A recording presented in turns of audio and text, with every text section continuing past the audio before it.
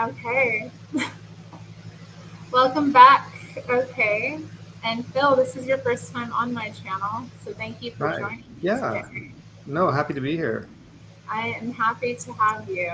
Um, I've pinned your channel at the top of the chat, so Yeah, and put thank it in you. the description bar, so you all can go check out his channel and visit him. But There hasn't yeah, been a whole lot of activity in a while. I haven't actually made any videos in a while. I do intend to get back to doing that. I've been doing the odd live about once a week if I can keep that up. But yeah, there's going to be some content coming hopefully this month. Um, yes. Plan. So yeah. Well, whatever you choose to do, we'll be there alongside you. So yeah, I had the idea of talking about you. I thought it's interesting since you are an artist and you just you have this intriguing story. You've been involved in a lot of things. So I wanted to ask you, about growing up, how you got into art, your first kind of forays into that. Do you remember the first drawings you did? So I guess we'll get started there. Like, Yeah, when did you get started first making art as I a think young I think to child? be honest with you, drawing goes right back as far as I can remember. Just as far as like my folks were in the service, so we moved around a lot because my dad was in the. I'm from Canada, by the way, so you don't know. So my dad was in the Canadian Air Force, but he was in radar, so he didn't fly or anything. But you kind of jump from place to place, and we were up in northern areas. Like we lived in Alsace and Saskatoon, which are in Wow. Saskatchewan, and then we were in Camp Borden for a while. So we were up in these northern places that were really these little tiny isolated military towns. And but yeah, I just remember like just I loved watching. I grew up in the '70s, so watching old like Harryhausen movies and sci-fi movies and old Japanese Godzilla movies, and I would pull out paper and want to try and draw them all the time, and I was sort of obsessively doing that for a long time. Really? So And, you kind of were inspired by sci-fi films and like mhm. into drawing monsters, Oh and yeah, that's yeah, I so was cool. big into monsters, and yeah, that was so. And I'm an only child. I didn't have any brothers and sisters, so um, yeah, and Yeah, I'm an only child too, and I think that's something, yeah, I wanted to ask you about because I think you get a lot of time by yourself and yes, yeah, your we do. imagination tends to go crazy. So having an outlet that's creative is helpful. And you know, Yeah. parents giving you some art supplies and just letting you Yeah, kind of go ham. It's a way to keep you busy and occupied. as a kid, you're given a lot of coloring books, and I certainly had a bunch. And I can remember having a Flintstones coloring book, and I watched a lot of cartoons too. Also, I was big into when I come home for lunch from grade school, I would watch Flintstones. Saturday mornings and Sunday evenings, it was always the Bugs Bunny cartoons. Um, Disney, there was a Wonderful World of Disney on Sunday nights, and so I gravitated to that quite a bit. Although I do remember having coloring books, I would more than not rather grab blank sheets of paper and make my own drawing. I kind of prefer doing that. Um, so one of the and this sounds a bit cheesy, but I kind of have to tell this to kind of show where it led me. Um, in '77, we moved to London, Ontario, and my dad had kind of finally retired from the Air Force, and we settled in there. But '77 was the big year that Star Wars came out, Right? and that was a huge. My folks took me to see that. I was 9 years old, and it was had a huge impact on me. I loved that film, and my folks got toys for it, and I wanted to know how they did all the special effects. I was obsessed with learning about how they did all this, but there was I wanted to like eventually I always said like I want to go to school and learn how to do this, but there's no internet in existence back then. There's no one that really taught. There's no program that teaches special effects, right? So I Yeah. had no idea where to even begin looking for something like this. But I still really like drawing, and I still really like cartoons. And I started thinking more and more about animation because it seemed to be this mix of both, film and drawing. And so that seemed to be where I started gravitating to. And so by the time I got to, I finished high school, and I kind of set my sights on Sheridan College, which is in Oakville. At the time, there were two really big schools that taught traditional, or what they call classical animation. There was CalArts in California, which Disney had their hands in that quite a bit. But the other big one was Sheridan, which was in Oakville, that just happened to be right not far from where I lived. And I thought that was too convenient that it was right there. Um, Yeah. I lived in London, and London had its own college called Fanshawe, and they did have an arts program, and I was thinking of taking it. But, I talked to my folks, and I says, I really kind of want to do this. And I know Fanshawe is closer, but they just have like a basic art program, but Sheridan has animation.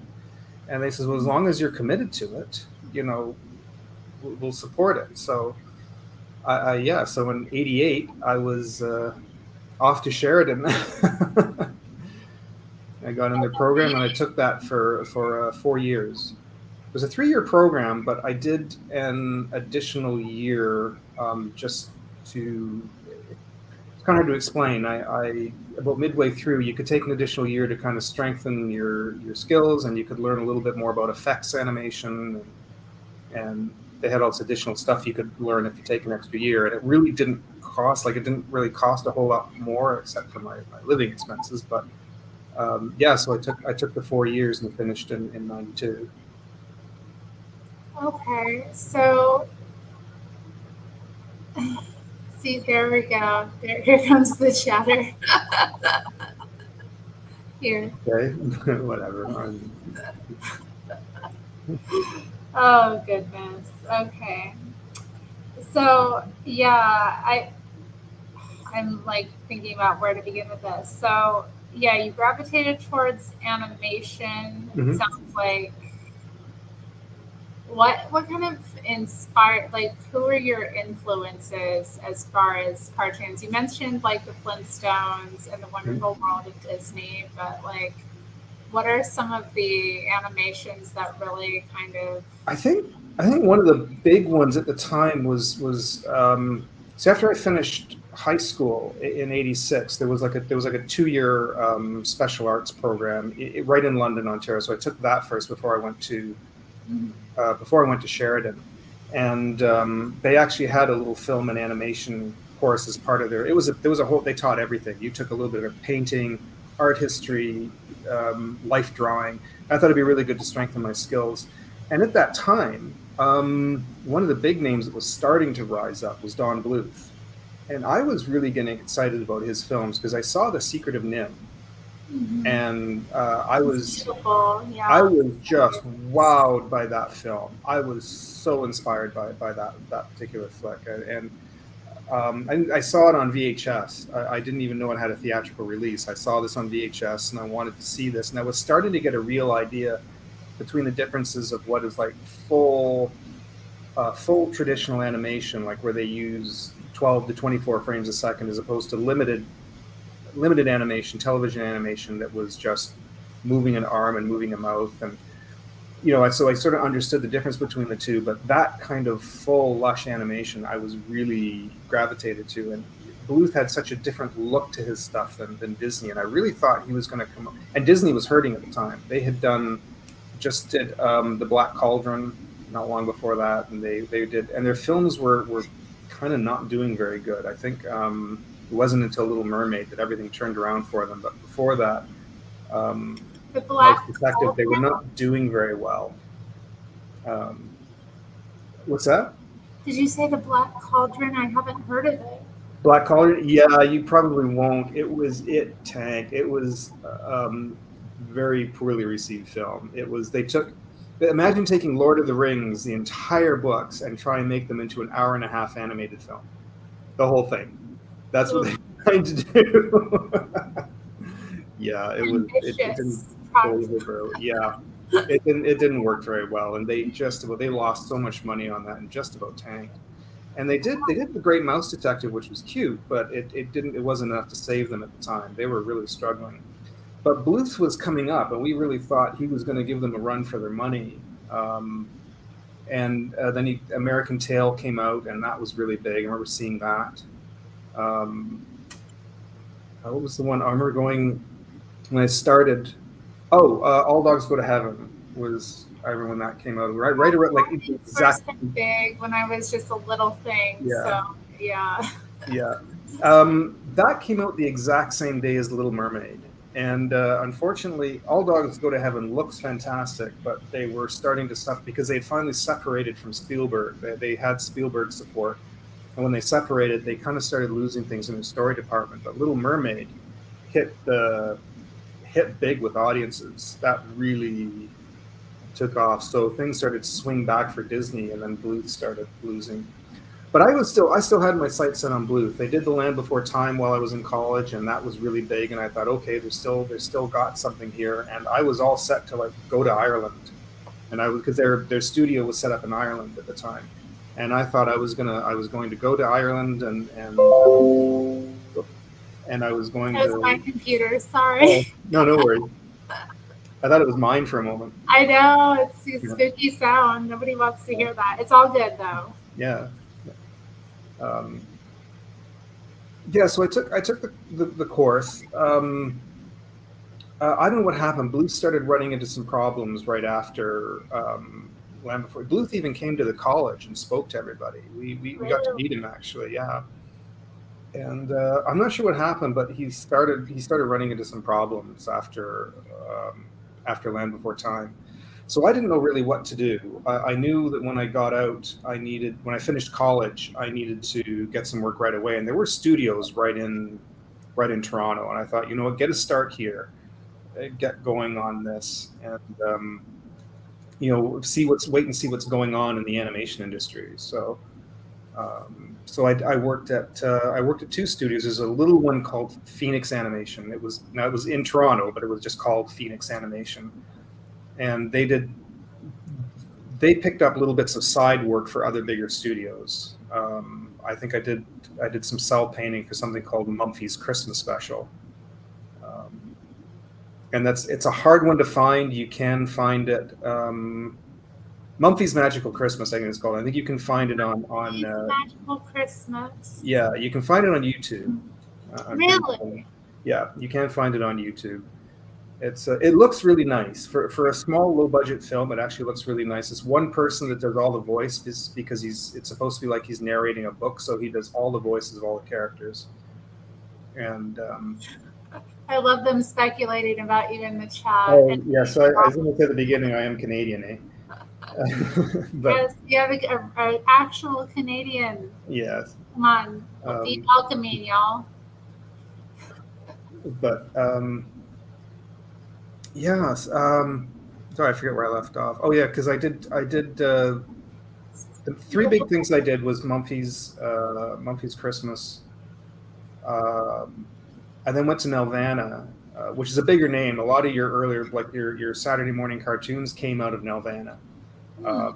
So I tried to get in with there because I knew it was at least a good company. But the problem was at the time they go contract to contract under whatever they're working on, and I came in at kind of a bad time. I mean, that's kind of the artist's struggle. We end up like doing piecework, you know, here and there. And I did two.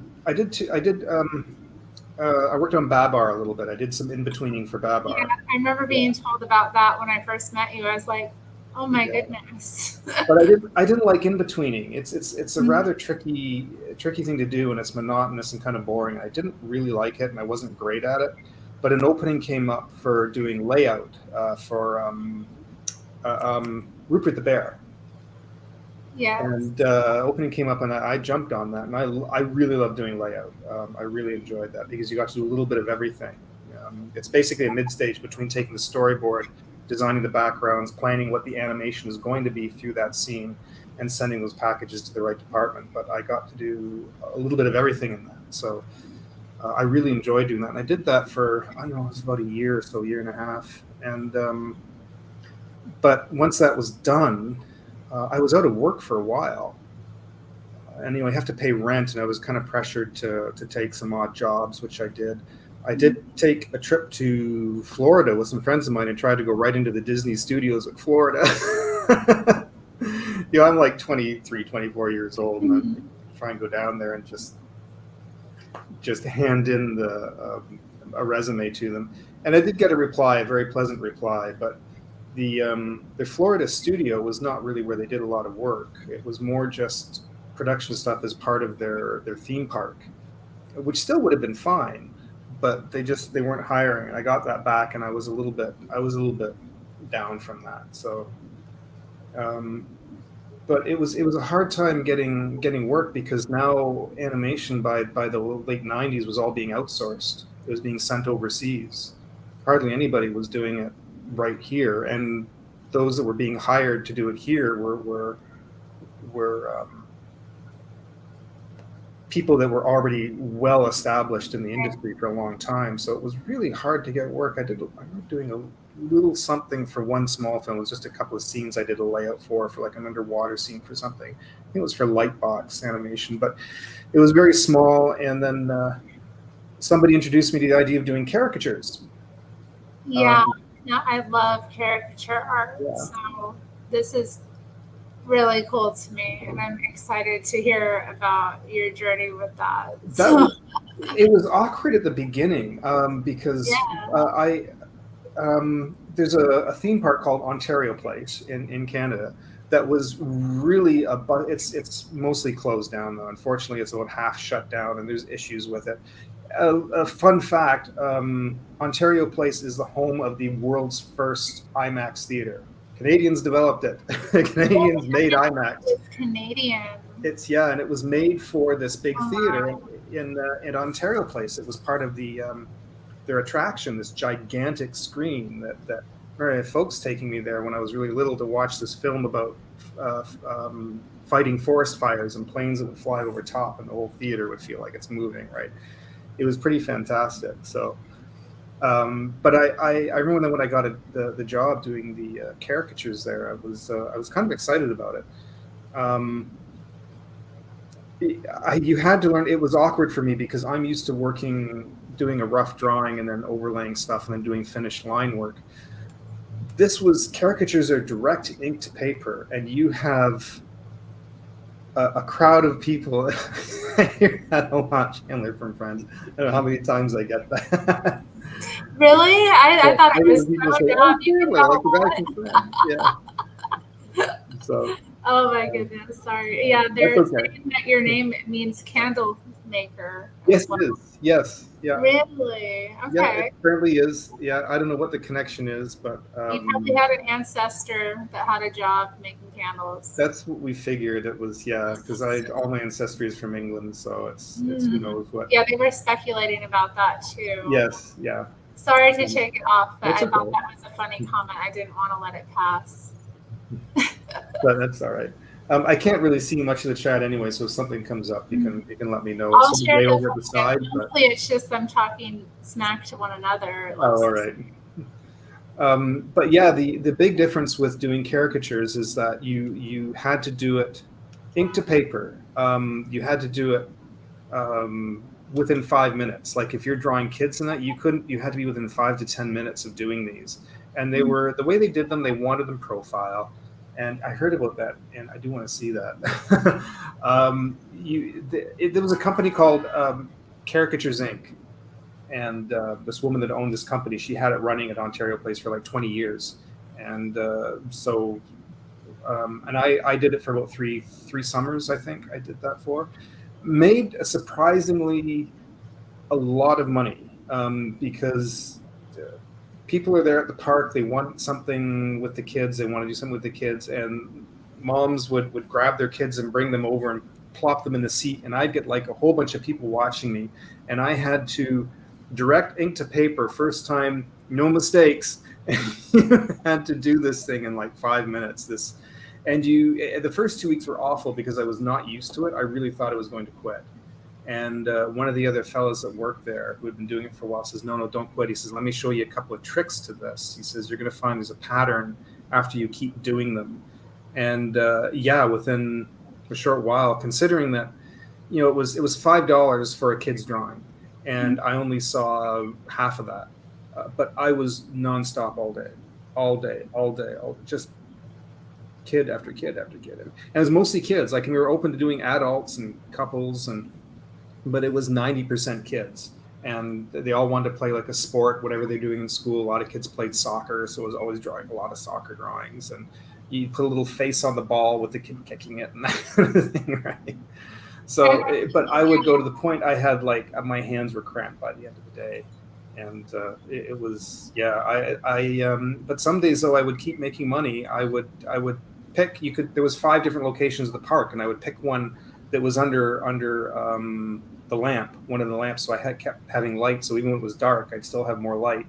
And it was right at the exit of that IMAX theater. So people would come out of the theater, and there I was under the light with my sign and my markers still drawing. So it was nonstop all day, especially when they had the fireworks show. They had their Benson and Hedges fireworks thing that ran for a couple of days. Man, you had I had piles of, and this is, before, this is, early 2000s. Most people were still dealing with cash. And I had like piles of money that I had to have a case for to put it in and try and make sure I'm not losing bills. And you didn't get mugged ever, did you? What's that? You've never gotten mugged, have you? No. Fortunately, the park is so busy that it's just, no one ever did. And then once I packed everything up at the end of the day, you cut through across the train tracks to the GO train station, and I was right home. So, but actually, to answer that question, that did come a little bit later. Because after Ontario Place, I kept advertising that I did to do caricatures, and I did for a long time. When I moved back to London, Ontario after my dad passed away, and I did a small business course while I was there, and I tried setting back up to do caricatures again, and I had a little gig going. It was awkward because unfortunately I don't drive, and I found that a lot of people were like way out on the outskirts that wanted caricatures done, and I'm like, I need to be within the city. But I did Christmas parties were a big thing. You have the big Christmas business parties, weddings. I would get a lot of requests for weddings. They wanted for the that's such a cool idea. Yeah. Actually, having a caricature artist at a wedding would be amazing. Yeah, I did a few of those, and lots of kids' birthday parties. It just got to, after a while, I did like it. I think after you do that for a while, you find it begins to wear on you. Yeah. you go to a kid's birthday party and they're screaming and they're fighting to who's going to be next, and then you go to a wedding and it's this weird obscure location way out somewhere that was awkward as hell to get to, and you're lugging all this equipment, and then they put they put me right next to the speakers for the dance music, and it was just blasting me. Then they turned out the lights and had this flashing strobe light, and I went, I can't do this. Why did you ask me? So they had to move me out into the hall because I was like, I can't do this. So yeah, you had to start specifying in your ads on my website, like, these are the conditions I need to be under. This is the situation. This is where I am. This, if you're going to hire me for this, I need this. And it was ended up being this huge list, because sure enough, the next job there'd be an issue or a problem that you never thought about, and somehow, right, that it got awkward for a long time. And once I sort of decided to take a break from it. I got in this thing where I wanted to start working on my own stuff. Animation was now out of the question because it had been so long since I'd done it, and there was no studios really doing that style of traditional animation anymore, and I was now out of practice. But I did like drawing. I was now kind of learning to draw on a tablet, and I was doing some commission jobs for people, and I really actually liked doing that. There was a personal trainer from the U.S. who hired me to do something for an ad for he was doing like this thing on Instagram, and asked me to do a few cartoons, and he really loved it. He kept asking me all the time to do more, and so I kept, I kept doing that, and yeah, people, I kind of like doing that, and so it was easier to just sort of do simple commissions for people that where I could just work from home. I could now do it digitally, send it because it's right on the computer. I can save it as a JPEG and send it to them, and it was done. I could do it in this nice. I could do it in color. It was easier to do it in color on the computer, and uh, um, not to say I still don't enjoy doing that by hand, but caricatures, it was always easier to do just straight ink. Um, Yeah. Coloring caricatures was a bit of an awkward thing, but and I can do it. I can do that. People really wanted that. I can definitely do it, but it was just it was more time consuming to do it that way to make it look right. But yeah, so and that's kind of brought me to where I am now, and now I have the YouTube channel, and I've been trying to get a YouTube channel going for a long time, and that's why I start to do some videos, and something would happen, and I'd have to stop for a while, and then I'd start up again, and then something would happen, and it would just crash apart, and I'd try and start again, and it's one thing after another. So, it's just, there was yeah, I thought it would have had maybe more during COVID when everybody was locked away, and it was a great time to practice, but nobody was really. It was a hard time to get commissions for that kind of thing. So during that time, and then after we were out, we had the bed bug invasion in our apartment building, and that happened twice in a row, and that was just disrupted our lives like you wouldn't believe. So yeah. Yeah. I remember that. I remember. But It's you, on my you, still YouTube. went, you still went live periodically to I update did. your Yeah. subscriber base. Yeah. Yeah, I So did. letting us know. But yeah, bed bugs are they're a real issue. They're awful. The only way they can destroy them is through heat treatment. So that's why I had to empty everything out of my living room. They had to bring these giant heaters, and they blast heat in your apartment for 4 hours to kill it. They had to do it twice. Yeah. Because little beggars will hide in the wall, and they'll go up and they'll hide, and then they'll come back down again after. So we had to do it a second Ugh. time, 6 months later. Yeah, it's And yeah, you have to do like the whole building at the same time too, or there's most of it. Yeah, we had to do a few areas. There were two or three other units, and the laundry room. Yeah, ugh. Yeah, I yeah, lived in a building and had to deal with it once before. It was it's awful. All your sheets, you have to yeah, get every piece of fabric through the dryer. It's yeah. a lot of things thrown away. Um, just yeah, it's a mess. I also had a friend who dealt with it.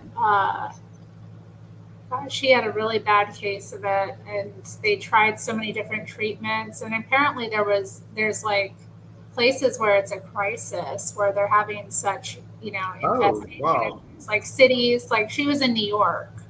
right. So they have like these centers where you can go to get your stuff decontaminated or something, like some sort of Yeah, extermination where it's, I don't know, like a heat room.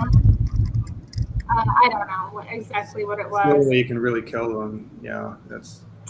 And I've also heard that, yeah, in Paris, they're having an issue with it as well. Oh really?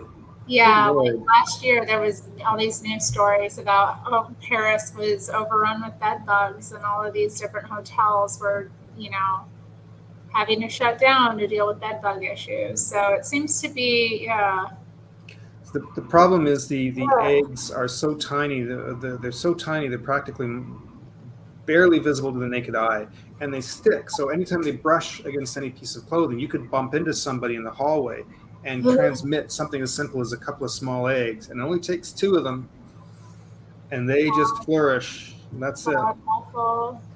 On the upside, I mean, they're gross, but on the upside of these, if there is an upside, um, they don't carry diseases or anything like that. The problem is they just bite you overnight, and they like to like bite your legs, get a Yeah, little bit of their blood, bites are really and awful though. What's that? I mean, their bites are really awful. I got They bit. do. They leave little red dots on you. They itch. They scratch. Yeah. But you don't have to worry about contracting anything from them. It's not like mosquitoes. They carry something that you could, because they don't live long enough. So, Oh, I hate but them. I hate them. back in the Oh, I plains. wish we weren't on this topic, Phil. Yeah, sorry. Anyways, but yeah, that was, yeah, there was, because one of my videos, you can see the whole apartment is empty behind me, and I'm just like, we just finally had it done. So the nice thing was, in the apartment, I repainted. I moved my office up here. Yeah, I saw that. Yeah.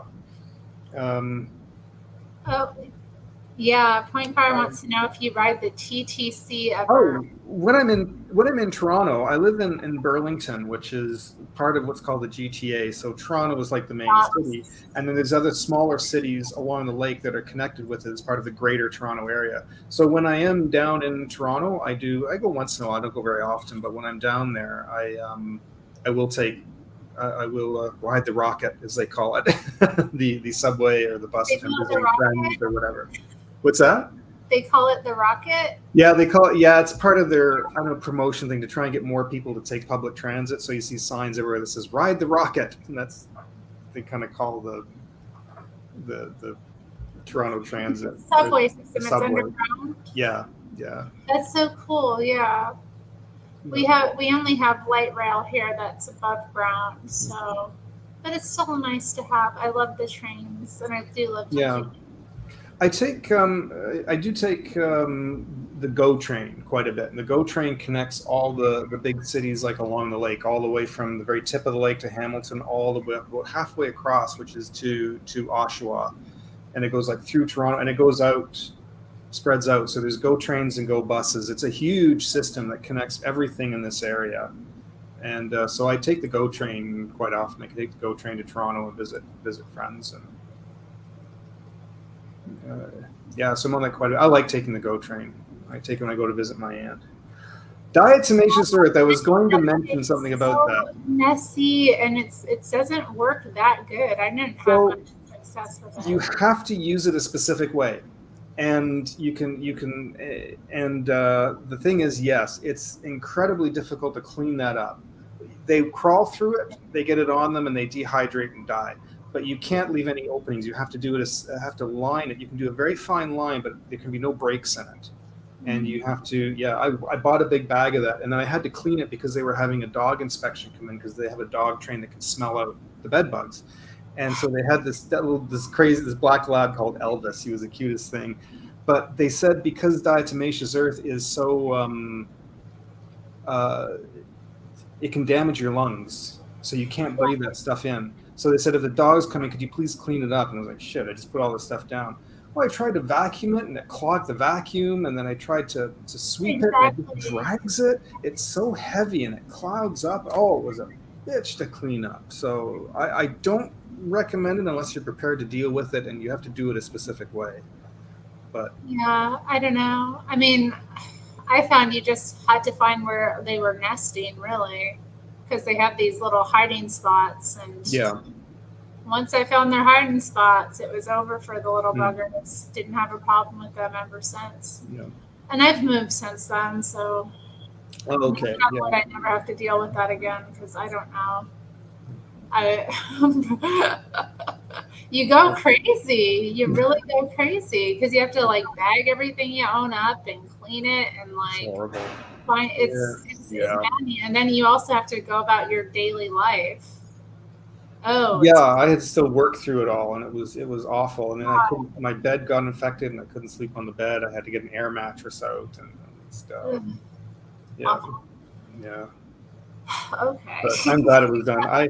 The funny thing is, I am looking into moving. I don't know if you heard. I've talked about this before. I'm for the longest time, since I moved in this building in 2016, I have been sort of an assistant here in the building and got a deal on my rent.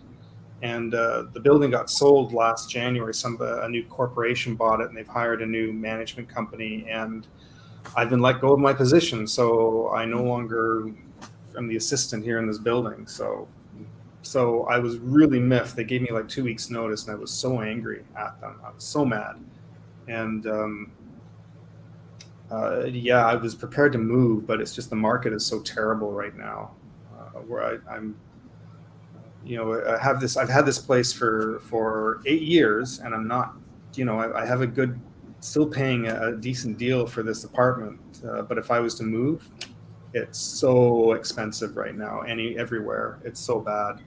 So I'm Even sort of stuck even where I in am. Burlington, my goodness. Oh, Burlington's expensive. It's sort of a little bit of a rich city. It sounds kind of posh the way you've described it. It It's is, kind of yeah. clear and like idyllic and Yeah. untouched by the mire. So yeah. I mean, the nice thing is it's very clean. It's very low crime. So it's a comfortable place to live, but it's a high price to pay here. So, and you have the lake and this beautiful lighthouse, this big neon lighthouse at the edge of the lake. And it's really nice downtown at nights on the weekends, and it's a beautiful city. I love it here. I hate to leave this city, but it's not cheap. It's not cheap at all. They're But busy with each other in the chat. Oh my goodness. Can't.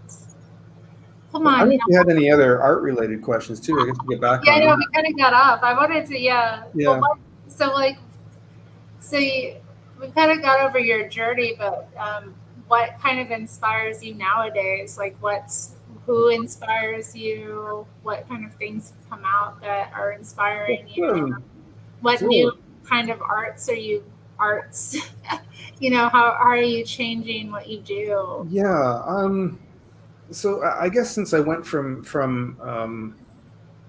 I still like animation, and I can't, I don't really animate, but I like the look and the feel of animation. So I try to do art that sort of, when I do caricatures and I do cartoons, I still maintain that kind of drawing style. And so I try to make something that kind of falls into that look. And it just happens naturally, anyways, in just the way I draw.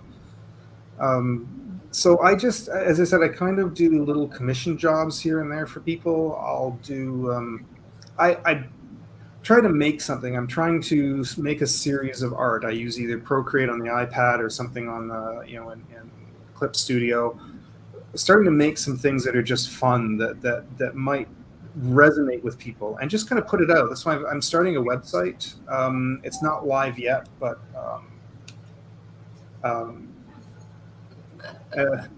Sounds like Never somebody Dream. wants to commission something. Black Pharaoh, hit me up. Hit me up if you've got an idea for something. Let me know.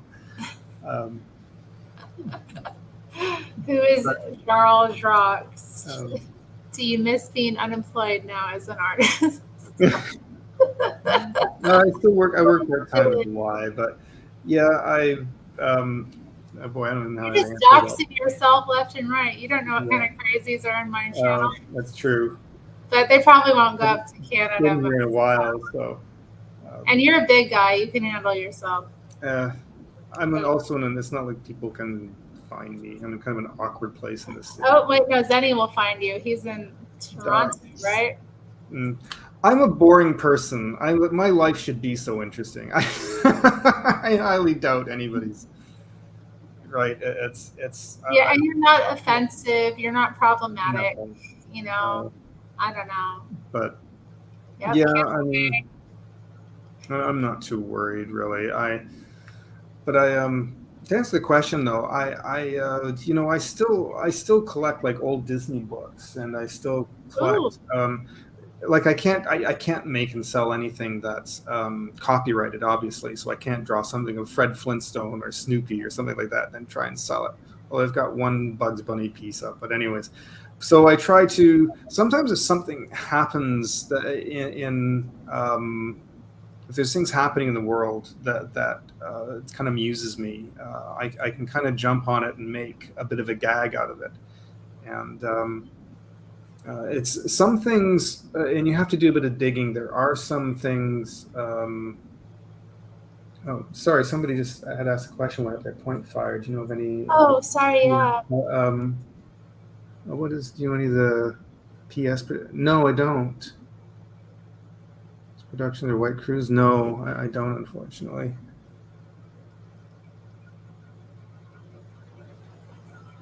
But The PS Production or White Cruise. I don't know what those. Is that in Maybe television? I could explain more. I don't You know. might have to kind of look up what that's. Yeah. Um, there are things, if you can find things that are public domain, you kind of know where you can make things that people will relate to. I did a couple of drawings. I've done some Godzilla prints, even though that's not public domain. But I did these big black and white water Godzilla paintings, and I made them into prints. I did like 400 prints of them, and I go to conventions and I still sell them every year. People still like that. Right? Yeah, you do the conventions. I Yeah. remember. Um, Yes. what is the big one that you do? Oh, the one that they gave me a table at, I do caricatures still at, is called Anime North.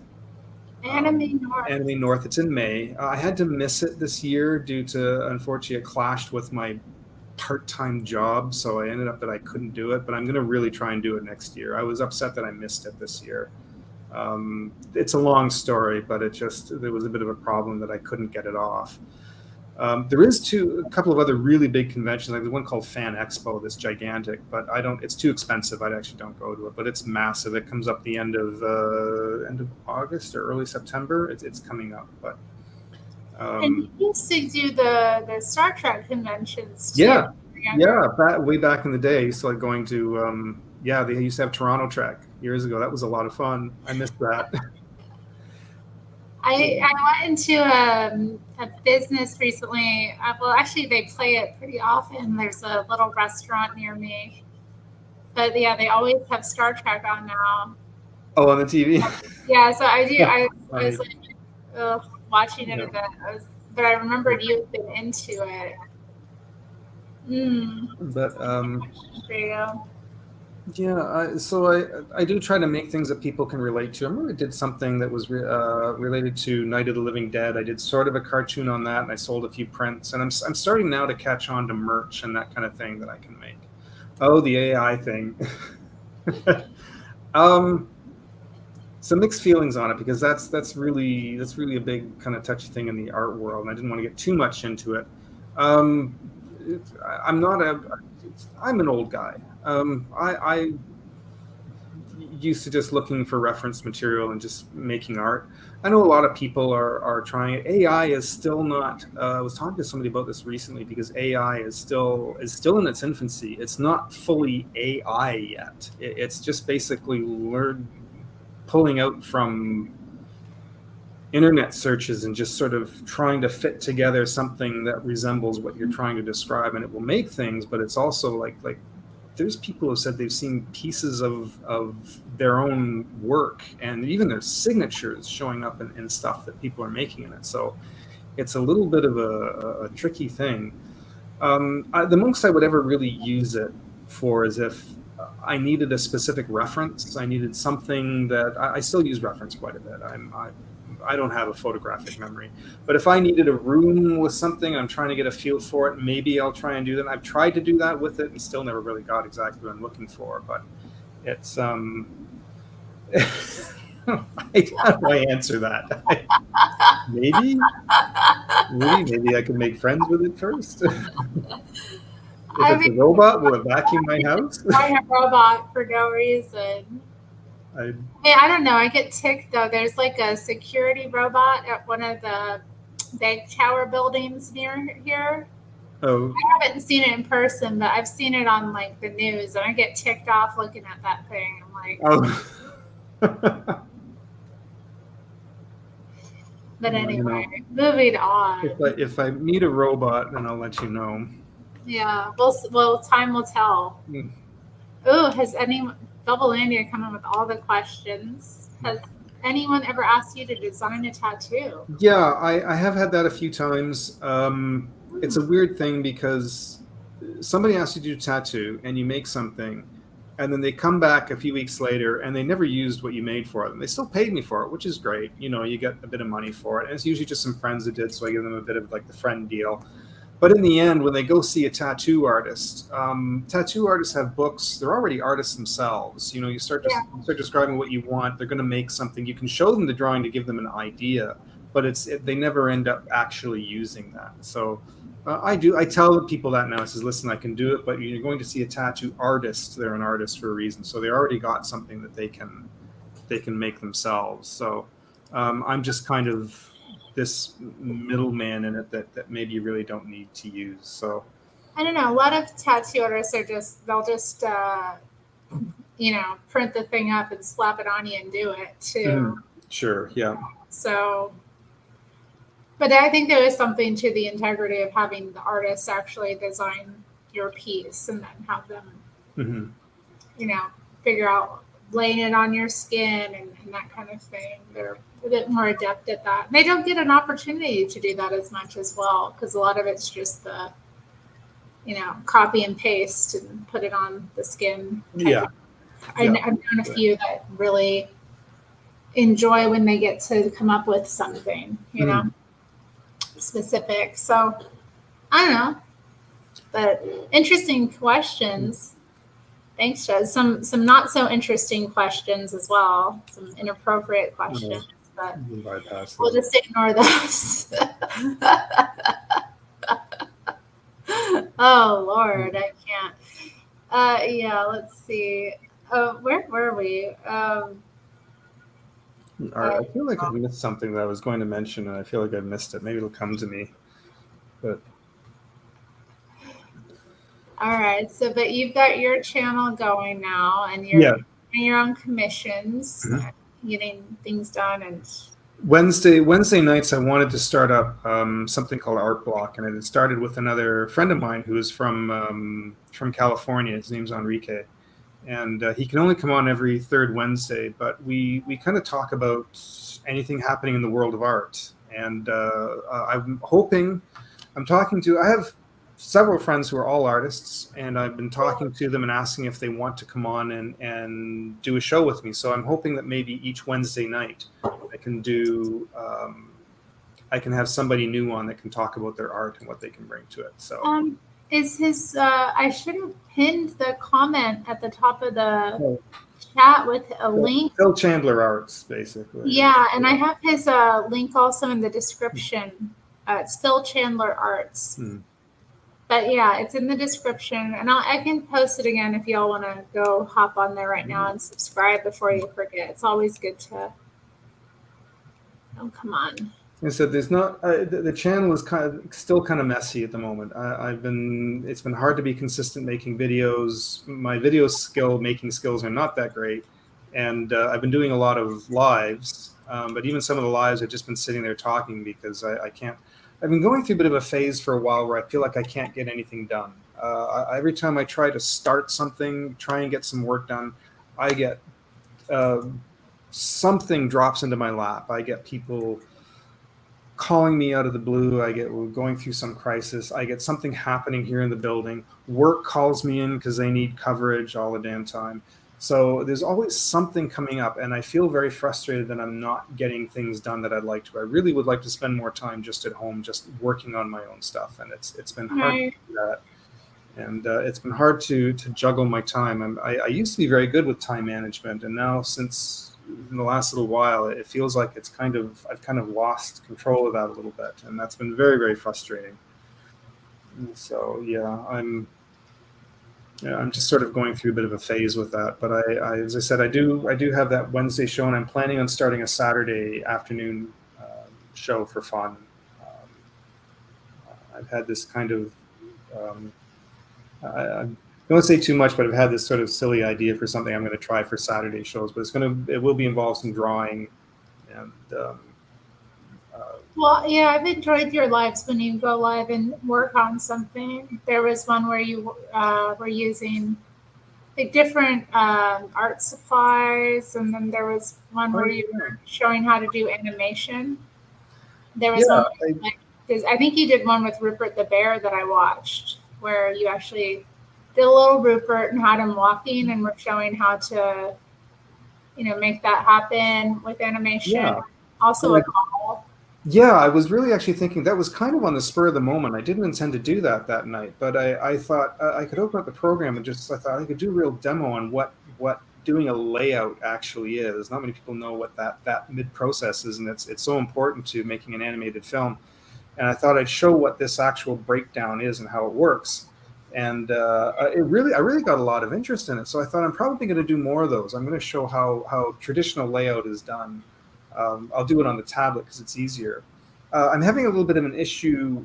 I want to do more with actual physical media. I'd like to bring out those. They were the Tombow watercolor markers that I really like, and I want to do more with that. Yeah, I'd really like to do more with that, but I'm having a little bit of an issue with the overhead camera. First of all, getting a decent image out of it, because I'm keep getting it keeps the webcam I've got over it keeps going in and out of focus, and then it's hard to Tim Waltz. I don't know who Tim Waltz that is. You have to give me an idea who that is. But yeah, I'm having a bit of an issue. Also, getting all the two cameras and the mic and everything all plugged into the back of the computer. So it's hard setting up these things. Like, it is. Yeah, even us talking today, there's so many things you have to do. It's easier. That's why I use the big tablet. I've got a big XP Pen tablet, and that's why I tend to use that, is because it's easier to go into the into Streamlabs or into whatever program I'm using with just a mic and one other camera, and it's easy. It's right there, and I can set that up. Where to have another camera, two cameras going through, it's to try and get the overhead to do physical stuff is kind of awkward, and and then it keeps going out of focus, and I was having a real issue with that, because I actually really liked doing that. I was drawing the little fishes. I remember I was doing all these little underwater fishes and octopuses, and that I was enjoying it, but it doesn't want to stay in focus. I need to figure out how people are doing that. So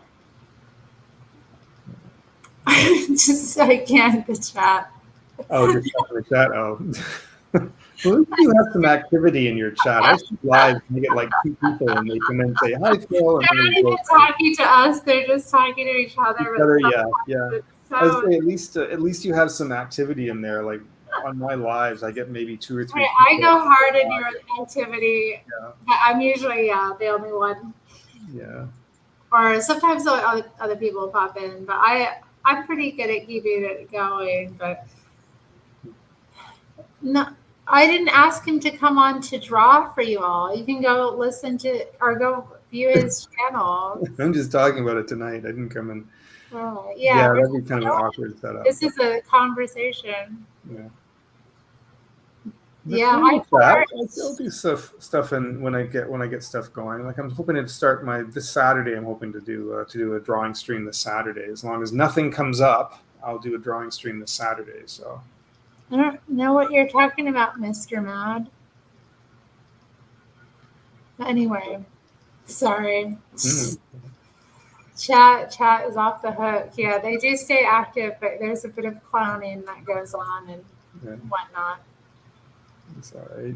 Okay, so you are planning to. I'm interested in the Saturday show. How you describe it sounds interesting. I hope go ahead. I was just saying, I hope it works out.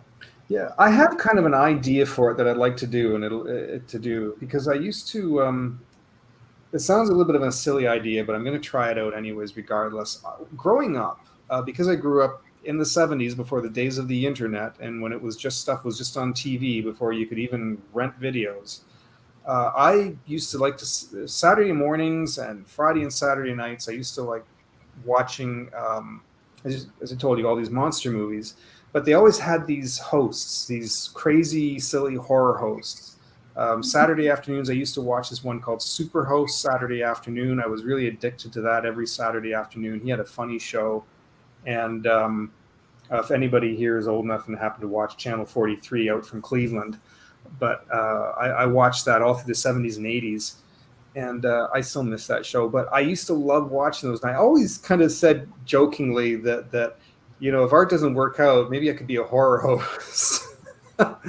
But I had this kind of funny idea because I used to watch that Superhost Saturday afternoon. I thought, what if I set something up that's sort of along that idea? Obviously, I can't run a movie, but maybe I could do some funny little video shorts that I could find that are public domain that I could throw out once in a while. and then come back in and do some drawing for a little bit and do some live stream drawing and throw some, do something with it that I could do in the afternoon, have this fun setup. I'm going to be working on the background a little bit, and so I've got some plans for it. That's I'm going to be doing a test run this Saturday, provided everything comes together. Really? Yeah. So something to look forward to. Yeah. This Saturday will be really rough, but it won't be 100% complete. But you'll be able to get an idea of what I'm kind of working on. So, but yeah. So that's. Yeah, people are mentioning Elvira and the Crypt Keeper, which I remember those growing up. They were comparing you to Steve Wozniak. I'm not sure who that is. He asked if you've ever played Godzilla Generations for the Sega Dreamcast. No, I haven't. What was the one? No, I haven't played that one. I did play 2 years ago the Godzilla Destroy All Monsters May Lead on PS2. But that's I'm not a big game person. I'm sorry. Yeah. But I was never a huge video game person. But oh. I was going to say some people might remember Svengoolie if they remember Svengoolie. But why? I'm sorry. Reacting to a comment in the chat that I will not repeat. I think I know the one you mentioned. Oh God! I'm not surprised. I've seen some weird stuff. I've been on TikTok. I've seen some weird stuff happen. So. Yoda's something else. He's highly inappropriate. But...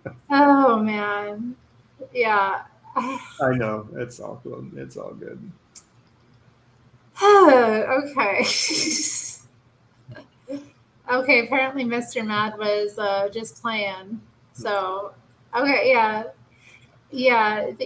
So are you introverted? I mean, obviously, you need to ask an artist. Depends on who I'm talking to. Yeah. It's funny. The YouTube channel I had originally had all these plans for YouTube that I've been fighting with for a long time. And I was going to do like a whole how-to series in drawing, and I realized every other artist was doing a how-to series on drawing anatomy and perspective and everything else. And I thought, this is completely saturated. I need to come up with something a little different. So I need to find a different approach. I feel like you may have heard of an artist from Australia who goes by the name of Jazza. He had a channel, Draw with Jazza, and now I think it's just Jazza. I've heard you talk about him, but I had never come across him until like you and some other people were talking about him. It was kind of frustrating because I feel like he stole all my ideas before I went to do them. Every time I sort of planned to do something, he put out a video before me. I was like, you son of a bitch. I was just about to do that.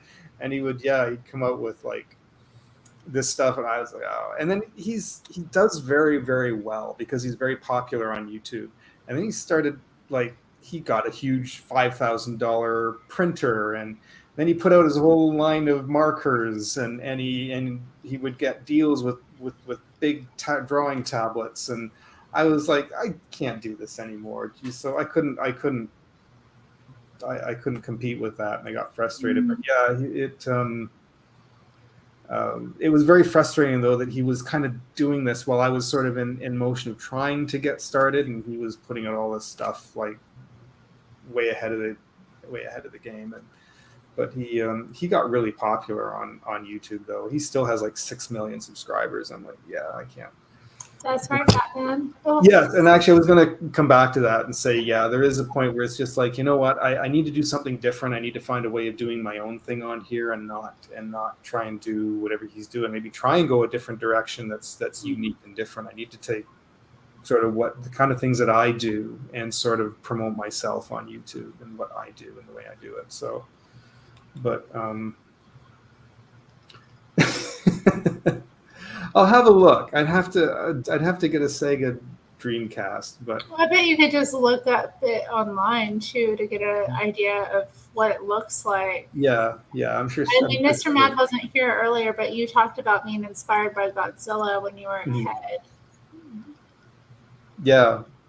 I used to watch. I was obsessed. watched those movies so much. I was drawing them at school, and kids were even asking me to draw them because they were on TV like practically every other Saturday afternoon, and so I was always getting kids asking me to draw them because I found a way of like drawing it really quick, and then I could. I used to. It was hard. There was no in North America. You couldn't get any Godzilla toys. There was like one single model kit by Aurora, which I've got put away, and then there was like the big Mattel one that most of it has like the shooting hand. I've got that on my shelf over there. I still have it today. But that was it. There was no figures or toys. So I wanted. So I started making them. I started saving up things like empty paper towel rolls, and I would glue them together, and I would cut out pieces out of cardboard, and I would keep like cereal boxes, and I would cut out pieces and actually make the things that I wanted to, because you couldn't get any monster toys here. So I started actually just making them from scratch out of That's pretty incredible. So yeah, maybe that would actually make a fun video, like how to make one of these monsters out of cardboard, and yeah. But yeah, it was just. I was so frustrated that there was nothing that I just decided to make them myself. Yeah, I feel like I don't know that kids get to be as creative nowadays. I don't really know though. I don't. Well, it's funny. Maybe they do, but it seems like there's so many different options for toys and like. Oh yeah, well, miniatures and. Come 1996, there was actually a Godzilla convention that happens in Chicago every year, and I actually went to the one in 1996. And all these dealers who had contacts with toy makers in Japan, all of a sudden there was all this stuff that I found in my 20s that you never could find anywhere, and now all of a sudden were available to me in my 20s. So all kids can just order these things off eBay now. Right. Exaggerated features like of politicians, you don't see them anymore. Do you know what? Do you want to know a funny story about that? There was a series done with puppets from the UK called Spinning Image. Yeah, I love Spinning Image. They still do it periodically. Wild caricatures. And I took a trip to the UK there just in June. And I went to the Cartoon Museum. If you're ever in London, England, look it up. It's a little bit hard to find. Look it up on Google Maps. It's only about £9. Where is it? Go find it. I'd have to actually pull it up on a map and find it, but if I can find it, I'll let you know. But it's easy to find. If you punch in the Cartoon Museum in London, England, it'll come up. But it's only 2 rooms. It was absolutely amazing. It was one of the highlights of my trip, and because you go through one room and it starts in like original newspaper cartoons from the 1700s, and it goes through this history. And when you go into the second room, right there in the center of it, they have one of these spinning image puppets. These things were huge. I was shocked at how big this thing was. It took 2 people to operate it. The head is like bigger than a normal human head. Really? And this particular one, I guess I forget who it was. It was an old British politician, but it had to either cry or spit or do something. So they had these tubes all running into it that would hook in so that it could cry and have water come out of its eyes. And it was a huge thing, and I did get a couple of pictures of it. I can maybe bring it up on my phone and kind of try and show it. But I was surprised at how big those things were, considering that like the Muppets. We used to grow up with the Muppets, and they're not very big. When you actually see them in person, they're apparently not that big. But spinning image puppets were gigantic. I had no idea. Huge. Yeah. But I wouldn't think that they would be that big. Yeah, I didn't think so either, but I guess because they are so exaggerated, that it took one person here with one hand and somebody else for the other hand, and it was, you can see it was. They are really incredible. I watched one maybe last year that was wildly exaggerated. And I know they don't produce it like they used to. In the 80s, it was like it ran for years regularly, but now it's just like something they'll produce. Still on, yeah. But it's like occasional. It's not like how it was. That's all I'm saying. No, I started in the 80s. But I heard it was very expensive. I can see that. Yeah. and keeping them going. They were all originally, it was just supposed to be making fun of the royal family, and it was originally just puppets of the royal family, and then it kind of went out to there to politicians, and then it just kind of went out to there, and nobody was safe from those things. If you're in the public eye, they would make a puppet of you. Yeah. But I don't know if but wildly super exaggerated, super exaggerated. That's cool. Yeah, I haven't heard of the cartoon museum, but that is something I'd want to see. It's not very big. It's only 2 rooms, but what they've got in there is so amazing. Yeah, it's totally worth it if you can look for it and go there. If you're ever in London, definitely. And so you had a nice trip. I had a fantastic time. I will be going back again for sure. Good. Yeah, that's not a really good picture, but yeah, I'm definitely going to be going back. I actually would like to get my ancestry visa and maybe even move there for a year if possible, just so I can see it. Yeah, I'm thinking of doing that. Yeah, they offer that. That's interesting. You can see that, but that's it. Yeah, that's the head part. And it was in glass, so it was hard not to get it without the reflection in the glass. But that's it. But I mean, that's like a full size. That's a human size suit. And you can see underneath, just at the bottom, there's like a few tubes coming out of the bottom because he either had to cry or he had to spit or do something, but they needed water to come from it. So yeah, that's. It's one of the spitting image puppets, Yoda. Yeah, if you came in late, it's Spitting Image. It was a series that started in the 80s. It was a comedy show that was puppeteers, and they would make these super exaggerated puppets of mostly a lot of political figures. Political figures, but they were just I remember the one, the King Charles one had these giant ears coming out the side and just. Oh yeah, they're cool. I love those puppets. They are really, yeah. They really are. It was neat seeing it up close to see how meticulous like the paint job was in the eyes, and they were really, really detail oriented on those things. But oh shucks. But yeah.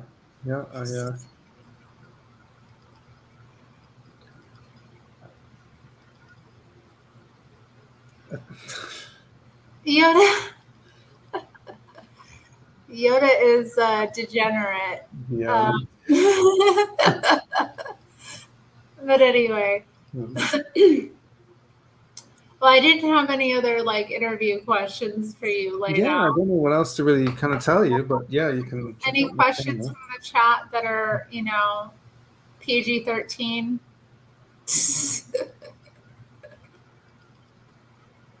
I think they're kind of all wrapped up in their own discussion. They are, yeah. They're having a very in-depth discussion about some nonsense.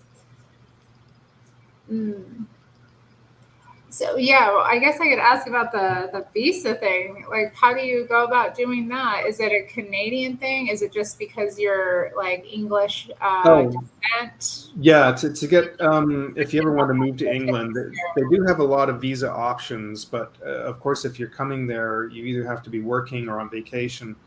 And an ancestry visa, though, there's a work visa, there's a visiting visa if you want to stay more than 6 months. But if you take a visiting visa, you can't work. You can't be earning any money. If you take a work visa, that has to be you have to be hired by a company that really needs specifically you for something that they're bringing you over to the UK for. So you need something really specific that way. So either of those wouldn't work. But because my entire family is all from the UK, I can go through an ancestry visa, but it is astronomically expensive. I'm gonna have to save for a while for it. It is super expensive. Because the visa itself is like 1,200 Canadian dollars, and then you actually have to pay for healthcare while you're there because you're not going to be on the NHS. You have to have to pay for their healthcare, and you have to pay for that ahead of time before you go. Then you also have to have a certain amount of money in your bank account because they don't want you to try and leech off their system. They need to make sure that you can pay rent and that you can do something while you're there until you're working. So they kind of want to make sure that if you're coming over, you're going to be serious about it. And then once you're approved for it, you have to be ready to go. So, but I also have to get. They need original. I can't use photocopies. I need to prove that I have ancestries that all my grandparents are from the UK. So I need proof of that through their birth certificate. But I don't have any originals. They're long gone. So I'd have to find out what hospital they were born at, order those first, get the get their birth certificate first before then I can put in the application. And the application is like really expensive. So. But I would definitely. I want to see if I can do it. It's going to take a while, but London is lovely. Yeah. So D. John Paul wants to know how we met. We met on YouTube. I believe we met through Adam Lohr on one of his podcasts. Yeah. Through Adam, we chatted because I was friends with him because it started through.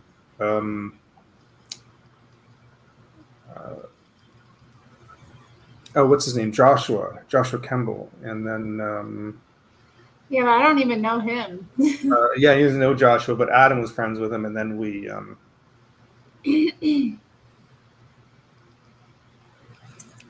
Jarl Brox asked if you are a Deadpool fan. I don't know what Deadpool is. Oh, he's that's the current movie that's out. He's a Marvel character. When it comes to like Marvel and superheroes, I enjoy watching them, but they don't resonate for a long time with me. I did go and see the new movie. I had a good time. I had a good laugh, but I'm not like a huge fan where I would collect things. I was never a huge comic book person, strangely enough. With some things I was, but I wasn't big into like reading a lot of the Marvel or Batman comics or anything like that. I wasn't really into it.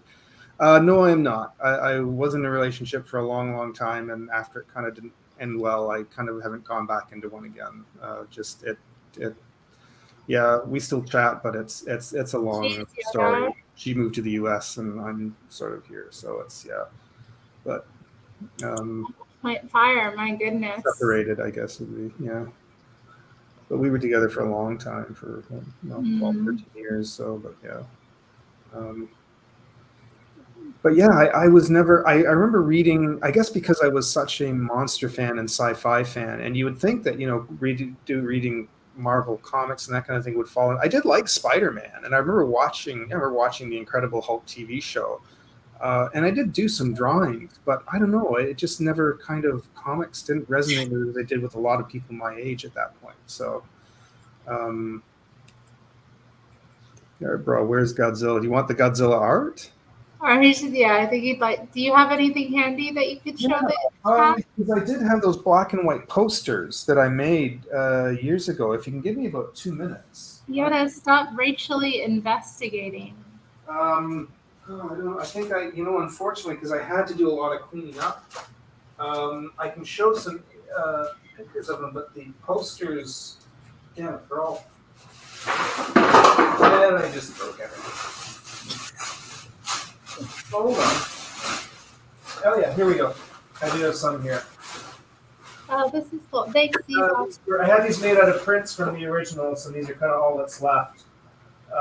Yeah, this is the only one I got left now. But this is I was selling these for years, since like the 90s. So the light's really bad on it right now. But yeah, that's I've got these big ones that I've had these for so long. These big ones are starting to come apart, so I'm going to be making new ones up that are about this size. So, but yeah, so that's. Y'all are wilding in the chat. Stop it. What is this? What is I was doing these boxes. I used to sell these boxes with Godzilla painted on it. I was doing because there was different. They made different designs for each movie, so I was trying to do the different ones for each. I do one for each year that they. Wow. Okay. They had. It was in 1964. So yeah. So that's. Yeah. So I have. And these are just painted with acrylic on these dollar store boxes but I would do them and I'd try and sell them, but they took so long to make. that it wasn't I imagine worth. so. They're gorgeous. Thank you. Yeah. So someone's asking what you think about the cookies. I don't know what the cookies are. Oh, he's being racist. Okay, sorry. I didn't realize. Oh my God. Can you speak Japanese? No, I can't. I did try to learn. I started going to the convention in Chicago, and they had a lot of Japanese guests, and I wanted to try to learn, but I'm not very good at picking up another language. So it was, yeah. And even what I did learn, I've kind of forgotten. So. You're speculating that you had a mail order bride from Asia. Oh, no. You silly.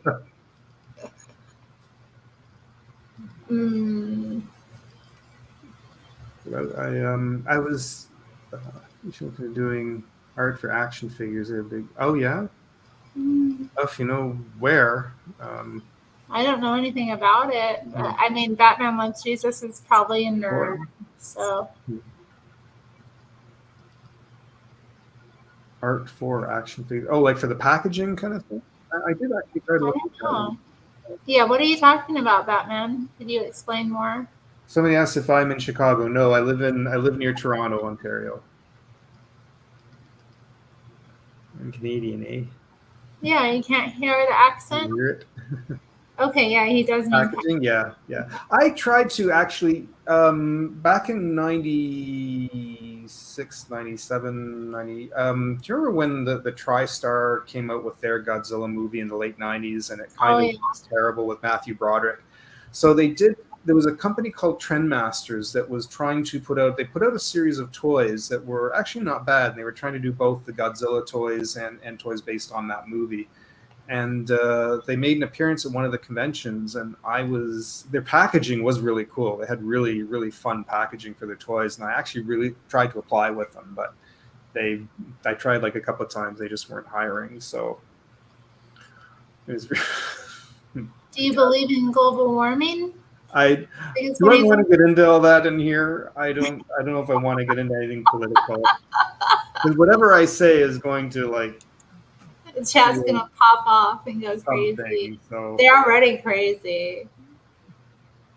Yeah, I've heard that too. I mean, kids don't have that much money. Yeah, toys and action figures for adults. Yes. Yeah, it has. Absolutely it has. Because they now make so much stuff that, that we couldn't get as kids that now are available. And we have plastic, and we have jobs, and we have money, and we have. So yeah, it's absolutely it has. Okay. I mean, they just, yeah. I don't know what you're asking, Yoda. Nazi or commie? You're more of a commie, right? I guess, yeah. I think so. Yeah, I think in her worldview, that would be it. If I don't know, I don't want to say any kind of political. I was kind of trying to avoid that. I'm sorry. Just yeah. Yeah, Mina is very. I'm also broke too. I'm not exactly a rich person, so. Yeah, but kids are broke. Yeah. Kids, they don't definitely not political to buy those things. Well, anyway. But. Okay, all right. Well, we'll keep it off then, Dijon Pa. But thanks for letting us know. Yoda, I'm just gonna delete that. That's too much. Oh yeah. That's too much. What are you talking about? I have all of you in my chat. What are you talking about? The Nazis love Terry Strange. They're all over my chat. Oh my goodness. I've always had that though. I've always had a mixed audience. It's always just yeah. But that's good. I don't want to be polarized. I want to have people, different views. I don't want to not include anyone or anyone else.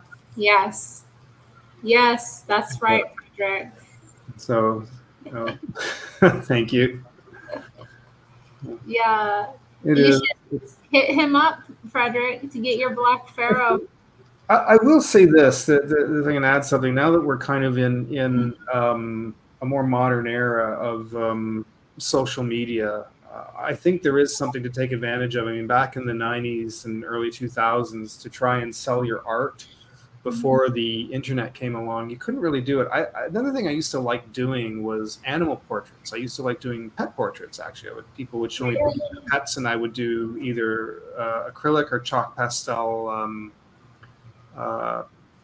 dog paintings, and I used to love drawing dogs and cats, and so yeah, I was doing that for a while, but that was really hard to promote yourself.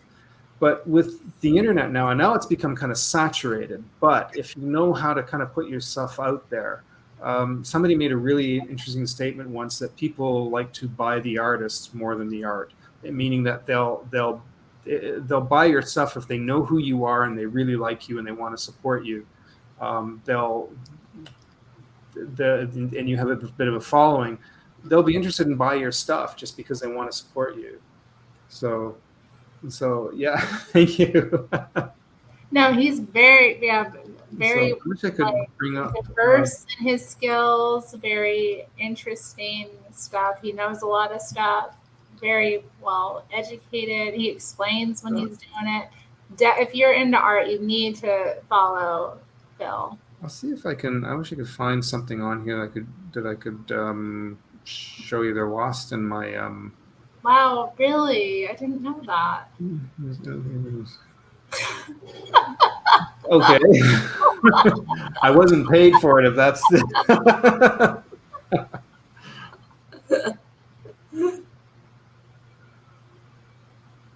sad thing is they're on my computer and I don't know how to show you. But yeah, I've done.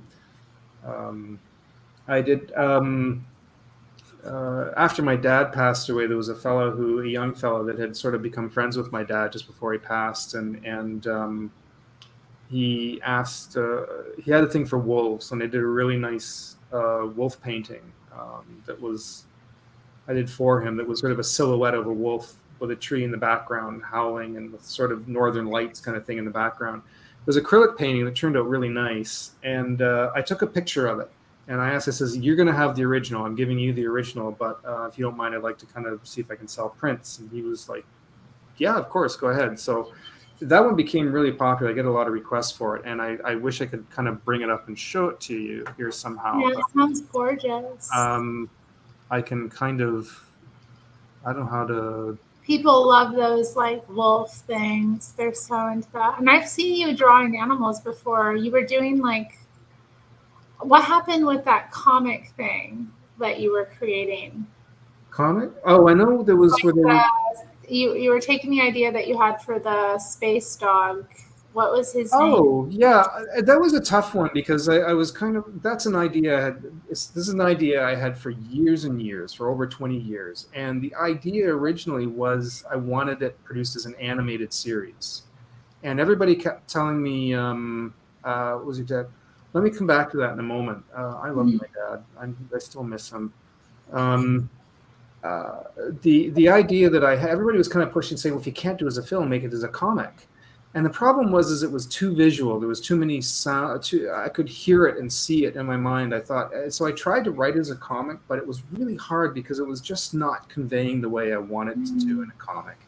And I thought there's got to be some way I can do this better. So I don't know. I might. I'm not sure really what to do with it as I'm getting older. And I really loved what you. I really loved what you were making though, like the drawings of it, and it was seeming kind of funny. But yeah, it definitely it has that like animation magic to it. You kind of expect it to turn into something bigger. I guess I could do it as a comic, and I still think about it. It's very time consuming either way, and I thought of making like a moving comic or somehow doing limited animation with it to make it now that Procreate put out that really cool animation program. But what was my dad like? My dad was a good person. Both my folks were a good person, and I miss them very much. My dad.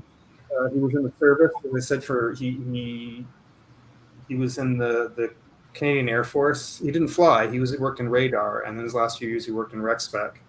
My dad was a hard worker. He was a good father. He was not. I don't really have any memory of him getting that angry. He would be very frustrated with things. He would get very, as he got older, he got very short and frustrated. He did have issues with high blood pressure. He did smoke, and but he was always good to me. He always tried to make sure I was looked after. He was always concerned about how I was doing. And he always tried to make sure. And later in life, when my dad was struggling with it, I tried to make sure he was doing okay. So we looked out for each other.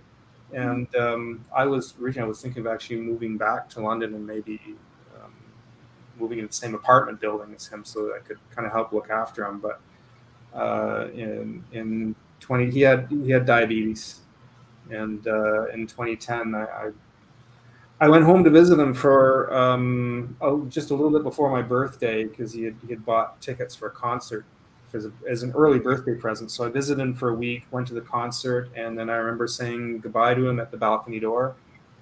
I went back home, and then the next morning I got a call that he had passed. So, and that was Wow. 5 days before my birthday. So yeah, that was hard, and he was a good person, though. He really was, and he Yeah, was. I love when you talk about your parents or like your upbringing. Sometimes you have the interesting stories about Yeah, them both, and you can tell that you had like a good relationship with both of them. yeah, I did.